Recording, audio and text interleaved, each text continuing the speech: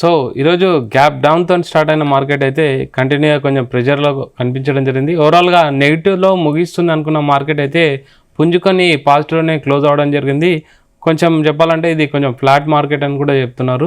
So ముఖ్యంగా Nifty చూసుకుంటే 42 పాయింట్లు పాజిటివ్నే మూడేం జరిగింది. 25,725 దగ్గర క్లోజ్ అవ్వడం జరిగింది. సెన్సెక్స్ చూసుకుంటే 172 పాయింట్లు పాజిటివ్నే క్లోజ్ అయింది. 83,450 దగ్గర క్లోజ్ అయింది. బ్యాంక్ నిఫ్టీ చూసుకుంటే 224 పాయింట్లు పాజిటివ్నే క్లోజ్ అవ్వడం జరిగింది. 61,174 దగ్గర క్లోజ్ అయింది. తర్వాత మిడ్ అండ్ స్మాల్ క్యాప్ చూసుకుంటే మిడ్ క్యాప్ చూసుకుంటే ఇంచుమించు 1.5% అయితే డ్రాగ్ అవ్వడం జరిగింది. స్మాల్ క్యాప్ చూసుకుంటే 2% ఇంచుమించు మైనస్లోకి వెళ్ళడం జరిగింది. Compare to dollar rupee value వచ్చేసి 90.63 దగ్గర అయితే క్లోజ్ అయింది. తర్వాత ఓవరాల్గా ఈరోజు ముఖ్యంగా చూసుకుంటే ఐటీ ఇండెక్స్ అయితే మంచి మూమెంటం అయితే కనిపించిందని చెప్పాలి. ముఖ్యంగా అంటే ఏఐ సమ్మిట్ జరుగుతుంది ఢిల్లీలో. దాంట్లో భాగంగా ఇన్ఫోసిస్ అయితే ఆంథ్రోపిక్తోనైతే ఒక డీల్ కుదుర్చుకోవడం అయితే గమనార్హం. సో ఆ విధంగా అయితే ఐటీ ఇండెక్స్ అయితే ఇంచుమించు 2% అయితే పెరగడం అబ్జర్వ్ చేయొచ్చు. మెటల్ సెక్టార్ ఈరోజు చూసుకుంటే 2% అయితే డ్రాగ్ అవ్వడం, టాప్ లూజర్ అని చెప్పొచ్చు. టాప్ గెయినర్ వచ్చి చూస్తే ఈరోజు పిఎస్యూ బ్యాంక్స్ అని ఓవరాల్గా మార్కెట్ అయితే విశ్లేషించడం జరిగింది. సో గోల్డ్ అండ్ సిల్వర్ పరిస్థితి ఏంది? Already lifetime high and all time హైకి వెళ్ళడం జరిగింది.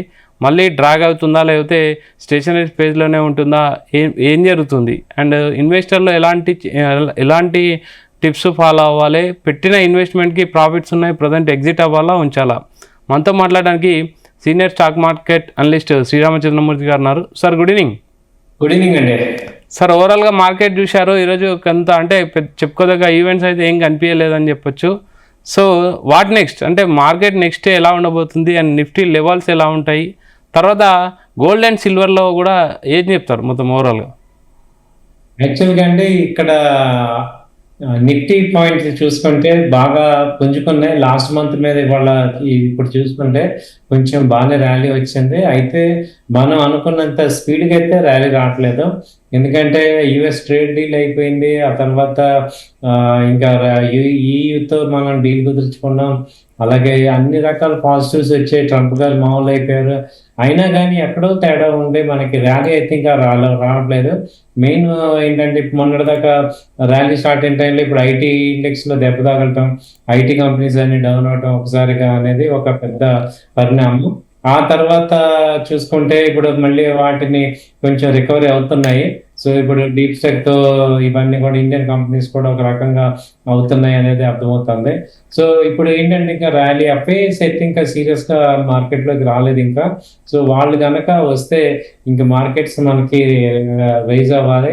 అలాగే సెక్టర్స్ అన్నీ కూడా అలాగే ఉన్నాయి. మంచి స్ట్రాంగ్ సెక్టర్స్. ఓన్లీ బ్యాంకింగ్ సెక్టరే బాగా ముందుకెళ్తుంది కానీ మిగతా సెక్టర్స్ అన్నీ అలాగే ఉన్నాయి. డిఫెన్స్ ఏం పెరగట్లేదు. ఆ తర్వాత ఈ రైల్వే స్టాక్స్ అలాగే ఉన్నాయి. తర్వాత ఫార్మా అలాగే ఉంది. ఐటీ ఇంకా ఇలా ఉంది. సో ఈ 5 స్టాక్స్ మేజర్గా ఈ సెక్టర్స్ అన్నీ కూడా రావాల్సినంత ఇదిగా రావట్లేదు. సో ఏంటనేది చూస్తుంటే మన యొక్క స్ట్రెంగ్త్కి ఎఫ్ఐ స్ట్రెంగ్త్ కూడా యాడ్ అయితే కానీ ఇంకా నెక్స్ట్ లెవెల్కి వెళ్ళదు అని అనిపిస్తుంది. ఈవెన్ ఆటోమొబైల్స్ అన్నీ కూడా ఏం జరుగుతుందంటే ఒక రకమైన స్తబ్దుగా ఉన్నాయి మార్కెట్స్ అన్నీ కూడా. ఈవెన్ దో మంచి ట్రిగ్గర్స్ ఉన్నా కానీ మ్యూచువల్ ఫండ్స్ కానీ ఎఫ్ఐఎస్ డిఎస్ వీళ్ళందరూ కూడా కన్స్ట్రక్టివ్గా యాక్టివిటీ అనేది ఇంకా రాలేదు. సో దానికి కనుక ఒకసారి వాళ్ళకి యాక్టివిటీ కనుక జరిగితే మార్కెట్స్ బాగా ర్యాలీ అవుతాయి. ఎందుకంటే ఈ ఇయర్ 2024 కానీ 2025 కానీ పెద్ద ప్రాఫిట్స్ రాలేదు ఎవరికి కూడా, ఇండియన్ ఇన్వెస్టర్స్ ఎవరికి. సో ఇప్పుడైతే స్టాక్ మార్కెట్ అయితే రిజల్ట్ ఇవ్వాల్సిన టైము.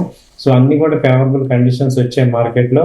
సో మంచి పాజిటివ్గా వచ్చే ఛాన్సెస్ ఉన్నాయి కాబట్టి ఎనీ టైమ్ బౌన్స్ బ్యాక్ అయ్యే ఛాన్సెస్ అయితే కనపడుతున్నాయి మార్కెట్లో.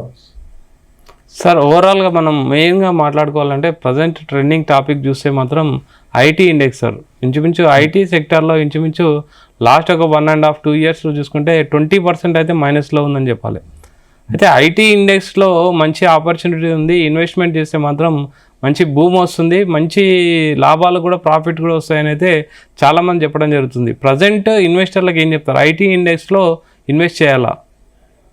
ఐటీ ఇండెక్స్ లో ఇన్వెస్ట్ చేయొచ్చండి. ఎందుకంటే మార్కెట్స్ ఇప్పుడు ఇండెక్స్ మీన్స్ ఐటీ సెక్టార్ లో కానీ ఐటీ సెక్టర్స్ లో ఏమవుతుందంటే యాక్చువల్‌గా ఏంటి ఆ news impact IT sectors restructure అవుతున్నాయి. గత 1 ఇయర్ నుంచి కూడా రీస్ట్రక్చర్ అవుతున్నాయి. ఈ ఇయర్ అవి వాటి యొక్క అవుట్‌పుట్ అనేది ఇచ్చే ఛాన్సెస్ ఉన్నాయి. సో, అన్ని కంపెనీలు కూడా కాస్ట్ ఎఫెక్టివ్ చేసుకొని న్యూ ఐటీ వెర్షన్స్‌కి వెళ్తున్నాయి. కొన్ని అప్‌డేట్ అవుతుంటాయి. సో, ఇప్పుడు గ్లోబల్‌గా తీసుకుంటే యూఎస్ తర్వాత నంబర్ 1 యూఎస్ తర్వాత తీసుకుంటే ఇండియన్ ఐటీ కంపెనీస్ చాలా స్ట్రాంగ్‌గా ఉన్నాయి. కాబట్టి ఇండియన్ ఐటీ కంపెనీస్ సస్టైన్ అయ్యి మళ్ళీ రికవరీ అయిపోయి ఆ రేంజ్ పెర్ఫార్మెన్స్ మళ్ళీ ఇస్తే ఈ క్వార్టర్‌లో ఛాన్సెస్ ఉన్నాయి. కాబట్టి ఐటీలో ఇన్వెస్ట్ చేసుకోవచ్చు. అవి ఎప్పుడు కూడా డిసీవ్ చేయవు. ఎందుకంటే 20 ఇయర్స్, 25 ఇయర్స్ ఉన్న కంపెనీస్ అవి. కాబట్టి వాటిల్లో పెద్ద ఇంపాక్ట్ డౌన్ అయినా గానీ మళ్ళీ అది రీస్ట్రక్చర్ చేసుకొని మళ్ళీ ముందుకెళ్తాయి. అలాగే గ్లోబల్ కంపెనీస్ అన్నీ కూడా ఏ కొత్త డే ఎవాల్యుయేషన్ వచ్చినా గ్లోబల్‌లో కంపల్సరీ ఇండియాతో వాళ్ళందరూ కూడా అసోసియేట్ అవ్వాల్సిందే. ఎందుకంటే ఇండియా ఒక largest service provider for man power గానీ, చీప్ లేబర్ గానీ, ఒక ఐటీ టెక్నీషియన్స్‌ని గ్లోబల్ వైడ్‌గా ఇచ్చే ఏకైక కంట్రీ ఏంటంటే ఇండియానే. కాబట్టి ఆ టెక్నాలజీ అంతా కూడా ఇండియాలో కంపల్సరీ వాళ్ళు అప్డేట్ చేసి ఇండియన్స్‌కి మళ్ళీ నేర్పించి న్యూ టెక్నాలజీని మళ్ళీ నార్మల్ చేయటానికి మెయిన్ చేసేదంతా ఇండియన్ పీపులే కాబట్టి ఎక్కడైనా గానీ ఇండియన్ ఐటీ అనేది మళ్ళీ స్ట్రాంగ్ అవుతుంది. అలాగే ఐటీతో పాటు చూసుకుంటే ఇప్పుడు ఈవెన్ ఫార్మా కూడా మనకేంటి ఎక్స్‌పోర్ట్స్ ఓరియెంటెడ్. కాబట్టి ఫార్మా స్టాక్స్ కూడా బాగానే ఉంటాయి. ఎస్పెషల్లీ ఐటీస్ ఫార్మా కూడా ఇన్వెస్ట్ చేసుకోవచ్చు. మంచి రిటర్న్స్ వచ్చే ఛాన్సెస్ ఉంది ఈ క్వార్టర్‌లో. ఓకే సార్, ఓవరాల్గా నెక్స్ట్ ట్రెండింగ్ టాపిక్ మనం మాట్లాడుకుంటే gold and silver. Gold and silver last 1 year నుంచి చూసుకుంటే మాత్రం సిల్వర్లో ఇంచుమించు 200% దాకా అయితే లాభాలు వచ్చాయి. గోల్డ్లో ఇంచుమించు 70% అయితే ప్రాఫిట్ తీసుకోవడం జరిగింది. అయితే ఆల్రెడీ ఇప్పుడు ప్రాఫిట్లో ఉన్నారు చాలామంది. తర్వాత ప్రజెంట్ లాస్ట్ 1 వీక్ నుంచి చూసుకుంటే 7% గోల్డ్ డ్రాగ్ అయిపోయింది. అంటే ప్రజెంట్ సిచ్యువేషన్ అంటే సినారియో ఏమైనా చేంజ్ చేయాలా, కొత్త ప్లాన్లోకి వెళ్ళాలా, లేకపోతే గోల్డ్ ఉన్న ప్రాఫిట్ ఎగ్జిట్ అవ్వాలా, మళ్ళీ సిప్లో తీసుకోవాలా, లేకపోతే ఈటీఎఫ్లో తీసుకోవాలా, ఏం చెప్తారు? ఇదైతే చాలా కన్ఫ్యూజన్ క్వశ్చన్ సార్. ఎగ్జాక్ట్లీ అండి. ఇప్పుడు ఏమైందంటే గోల్డ్, సిల్వర్ మొన్న గోల్డ్ 1,80,000 వెళ్ళిపోయినప్పుడు అందరూ 2,00,000కి వెళ్ళిపోతాయని చాలా ఈగర్‌గా ఉన్నారు. అలాగే సిల్వర్ 4,20,000కి వెళ్ళినప్పుడు ఇంకేమో 5,00,000కి వెళ్ళిపోద్ది అనుకున్నాం. సో, జనవరి 31 నాడు చూసుకుంటే ఒక్కరోజు సిల్వర్ గానీ, గోల్డ్ గానీ 1,00,000 ఫాల్ అయింది.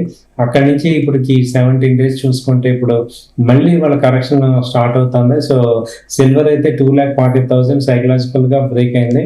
అలాగే గోల్డ్ కూడా 1,50,000 ఎంసెక్స్ రేట్స్ బ్రేక్ అయినాయి. సో, ఇంటర్నేషనల్‌గా చూసుకుంటే గోల్డ్ $5,000 బ్రేక్ అయింది. సో, దీనంతటి సినారియో ఏంటంటే గోల్డ్ కొంచెం వీక్ వస్తుంది.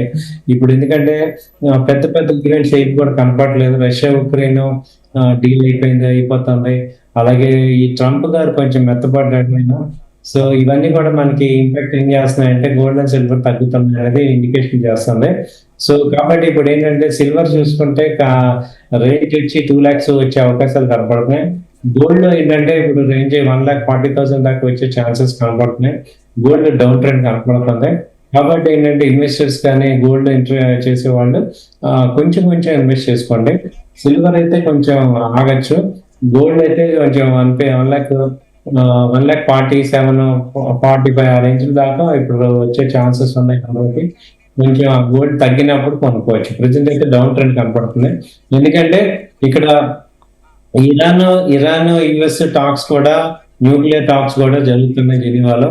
సో, అవి గనక కొంచెం బుధవారం కూడా ఇవి పాజిటివ్‌గా ఉంటాయంటారు. సో, అయన్నీ కూడా పాజిటివ్ అయితే అప్పుడేమవుతుందంటే గ్లోబల్ ఇంకా అన్సర్టెనిటీ తగ్గిపోతుంది. కాబట్టి కొంత గోల్డ్, సిల్వర్ డౌన్ అయ్యే ఛాన్సెస్ కనపడుతున్నాయి. సో, ఛాన్సెస్ అయితే డౌన్ సైడే ఉన్నాయి. ప్రెజెంట్ ట్రెండ్ అంతా కూడా డౌన్ సైడ్ చూపిస్తుంది. సో, దాన్ని బట్టి మీరు ప్లాన్ చేసుకొని జాగ్రత్తగా ఒక 20%, 30% అలా ఇన్వెస్ట్ చేసుకోండి ఇక్కడ. సరే హెవీ క్వాంటిటీస్ తీసుకోవద్దు. సార్, ఇంకోటి ఓవరాల్గా నెక్స్ట్ ఏంటంటే ప్రజెంట్ మనం ఉన్న సిచ్యువేషన్లో మంచి stock, the best stocks short టర్మ్లో కానీ లాంగ్ టర్మ్లో కానీ ఎలాంటి స్టాక్ తీసుకుంటే బెటరు? స్టాక్స్ ఏమన్నా సజెస్ట్ చేస్తారా? డెఫినెట్‌గా అంటే మంచి స్టాక్స్ అడుగుతున్నారు. ఇది కేవలం నా వ్యక్తిగత అభిప్రాయం కింద తీసుకోండి. మీరు కూడా 1, 2 సార్లు ఆలోచించుకొని డిసైడ్ చేసుకోండి. యా ప్రెసెంట్ ఏంటంటే ఈ M&M ఒకటి బాగుందండి, బాగా తగ్గింది. 3,400 500 అలా ఉంది. సో 3,200 వచ్చినా కూడా మళ్ళీ బై చేసుకోండి. ఓవరాల్ గా పాజిటివ్ ఉంటుంది. క్వార్టర్ 2-3 మంత్స్ హోల్డ్ చేసుకుంటే దాదాపు 3,700 800 దాకా వెళ్తుంది. ఆ తర్వాత చూసుకుంటే ఈ ఆ, ఈ స్టాక్స్ వచ్చి డాక్టర్ రెడ్డిస్ ఒకటి ఎప్పుడైతే మార్కెట్స్ ఓపెన్ అయినాయో ఎక్స్పోర్ట్స్ ఓరియంటెడ్ గా రెడ్డిస్ బాగానే ఉంది. అది కూడా ట్రెండ్ బాగుంది. 12,800 అలా ఉంది, సారీ 12,800 అలా ఉంది. ఇది వచ్చి 1350 1400 దాకా కూడా వెళ్ళే ఛాన్సెస్ కనపడుతుంది డాక్టర్ రెడ్డి. ఆ తర్వాత చూసుకుంటే SBI నాన్ స్టాప్ గా పెరుగుతుంది. SBI ఒకటే ఈ మొత్తం లాస్ట్ 3 months నుంచి కూడా స్టాక్ మార్కెట్ లో బాగా పెరుగుతుంది. దానికి రిజల్ట్స్ కూడా చాలా బాగా వచ్చాయి. సో ఇది 1300 దాకా వెళ్ళే ఛాన్స్ ఉంది. SBI కూడా కొనుక్కోవచ్చు. ఆ తర్వాత ఏంటంటే ఈ కన్స్ట్రక్షన్ ఇండస్ట్రీ తీసుకుంటే ఈ ప్రెస్టేజ్ ఒకటి బాగుంది. ప్రెస్టేజ్ 1520 అలా ఉంది. 1600 దాకా ఛాన్సెస్ కనపడుతున్నాయి. అలాగే ఐటీ కంపెనీస్ లో ఏదైనా తీసుకోవచ్చు. ఇన్ఫోసిస్ కానీ HCL టెక్ కానీ ఏదైనా తీసుకోవచ్చు అండి. సో ఇది ఒక 5 స్టాక్స్ లాగా తీసుకోండి. మీరు కూడా 2 నిమిషాలు ఆలోచించుకొని ఇన్వెస్ట్ చేసుకోండి. సార్ ఓకే సార్, రీసెంట్ ఒక ఆర్టికల్లో ఒక చిన్న అంటే ఒక ఇన్వెస్ట్మెంట్ ప్లాన్ చదివాను సార్. సింగిల్ ఇండెక్స్ ఇన్వెస్ట్మెంట్ అని ఒక పర్సన్ అయితే సింగిల్ ఇండెక్స్లోనే ETFలో ఇన్వెస్ట్మెంట్ చేసి ఇంచుమించు 10 కోట్లు సంపాదించాడు అనేసి ఒక ఆర్టికల్. అంటే ఈ సింగిల్ ఇండెక్స్ ఇన్వెస్ట్మెంట్ అనే ప్లాన్ ఎంతవరకు కరెక్ట్ సార్? అంటే ఇది వర్కౌట్ అవుతుందా లాంగ్ టర్మ్లో? ఏం చెప్తారు దీని గురించి? అంటే సింగిల్ ఇన్వెస్ట్మెంట్ చేయాలంటే సార్ ప్రొఫెషనల్ గా మెంటల్ గా చాలా స్ట్రాంగ్ ఉండాలి. అలాంటి స్ట్రాంగ్ మైండ్ ఒక ఉన్న వాళ్ళకి మాత్రమే అది అవుతుంది. స్ట్రాంగ్ డిటర్మినేషన్ ఉండాలి. అలాగే దానికి కావాల్సిన రూల్స్, పేషెన్స్ ఇవన్నీ కావాలి. అంటే మీ ఎక్స్పీరియన్స్ లో ఇలాంటి అంటే సక్సెస్ఫుల్ అయిన వాళ్ళని చూసారా సార్? అంటే ఏం చెప్తారు దాని గురించి? సింగిల్ ఇన్వెస్ట్మెంట్ లోనే అంటే 100% సింగిల్ కాకపోయినా ఈ మన కోర్ ఒక 80% 70% ఉన్నవి చూసామండి. ఓకే. యాక్చువల్గా ఇప్పుడు వీళ్ళందరికన్నా కూడా చాలా మంది చూసాం మేము, కోర్టు కూడా సంపాదించిన వాళ్ళు సింగిల్ ఇన్వెస్ట్మెంట్స్ ఉంటాయి. అయితే ఏంటంటే ఆ క్లారిటీ ఉండాలి, ఆ కంపెనీ మీద మంచి క్లారిటీ ఉండాలి, ఒక కాన్ఫిడెన్స్ లెవెల్ ఉండాలి, వెయిట్ చేయగలగాలి. సో మార్కెట్స్ ఎలా ఉన్నా కానీ తట్టుకునేటట్టు ఉండాలి. అంటే మన యాజ్ పర్ ఆర్టికల్లో అతను ఇచ్చింది ఇండెక్స్ కొన్నాడు సార్, నాట్ కంపెనీ. ఒక ఐటీ ఇండెక్స్ ETF లో ఇన్వెస్ట్మెంట్ చేసి ఒక 10 కోట్లు సంపాదించడానికి చిన్న ఆర్టికల్, NDTV ఆర్టికల్లో. సార్ ఇప్పుడు ఇండెక్స్ అయినా కానీ మధ్య మధ్యలో అవి కూడా డౌన్ అవుతుంటాయి కదా, ఆ పేషెన్స్ గా ఉండటం అనేది అక్కడ ఇంపార్టెంట్. ఆ పేషెన్స్ గా ఉన్న వాళ్ళకి వర్కౌట్ అవుతుంది. సో మార్కెట్ డిమాండ్స్ చేసేది ఏంటంటే patience. So up and downs అవుతూ ఉంటాయి, బట్ మార్కెట్ లో మనం ఏం చేయాలంటే పేషెన్స్ గా ఉండి వాటిని తెచ్చుకోవాలనేది major point. So okay, strong గా మనం మెంటల్ గా ఉంటే ఇండెక్స్ ఫండ్స్ చాలా బాగా రిటర్న్స్ చేస్తాయి. లాంగ్ టర్మ్ పాయింట్ ఆఫ్ వ్యూలో బాగా రిటర్న్స్ చేస్తాయి. ఇండెక్స్ ఫండ్స్ లో కూడా మంచి ఎర్నింగ్ ఉంది. సో చాలా చేసుకోవచ్చు. 20-30% మనం కూడా ఇండెక్స్ ఫండ్స్ లో ఇన్వెస్ట్ చేసుకుంటే మంచి రిటర్న్స్ వస్తాయి. Okay okay, thank you sir, thank you very much. Thank you అండి, బాయ్. సో ఇది ఇవాల్టి market updates. Keep watching Zee Telugu news.